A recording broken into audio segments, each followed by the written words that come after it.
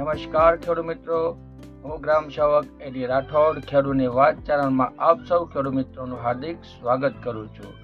ખેડૂત મિત્રો, તમામ ખેડૂતો માટે આવ્યા ખુશીના સમાચાર।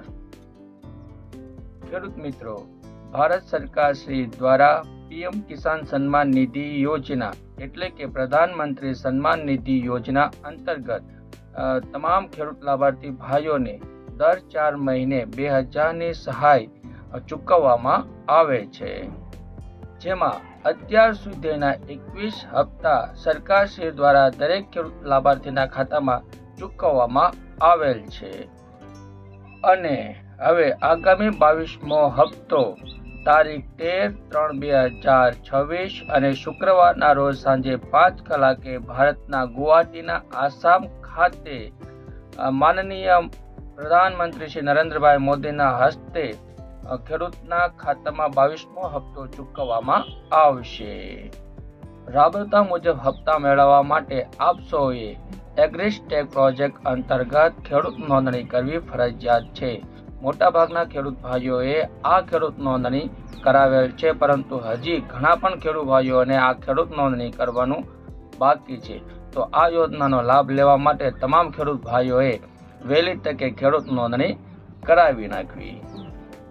ખેડૂત મિત્રો, આ ખેડૂત નોંધણી તમે તમારા ગામના ગ્રામ પંચાયત ખાતે તમે ખેડૂત નોંધણી કરાવી શકો છો, અથવા કોઈ ઓનલાઈન સેન્ટર હોય ત્યાં પણ તમે આ ખેડૂત નોંધણી કરાવી શકો છો।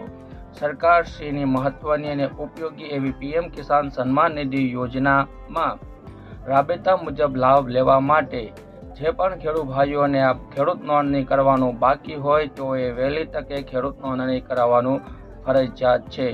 જો ખેડૂત મિત્રો તમે ખેડૂત નોંધણી કરાવેલ ન હોય તો આ યોજનાનો લાભ તમને મળવાપાત્ર થશે નહીં। તેથી તમામ ખેડૂત મિત્રો જે પીએમ કિસાન યોજનામાં લાભ લેવા માંગતા હોય તેઓએ વહેલી તકે ખેડૂત નોંધણી કરાવી લેવું।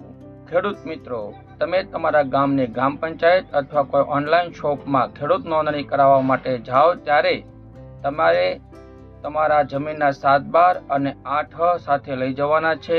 ત્યારબાદ ખેડૂત લાભાર્થીનું આધાર કાર્ડ સાથે લઈ જવાનું છે અને આધાર કાર્ડ સાથે લિંક હોય તે મોબાઈલ પણ સાથે લઈ જવાનો છે। આમ આટલા ડોક્યુમેન્ટ લઈને તમે ખેડૂત નોંધણીની ઓનલાઈન નોંધણી કરાવી શકો છો।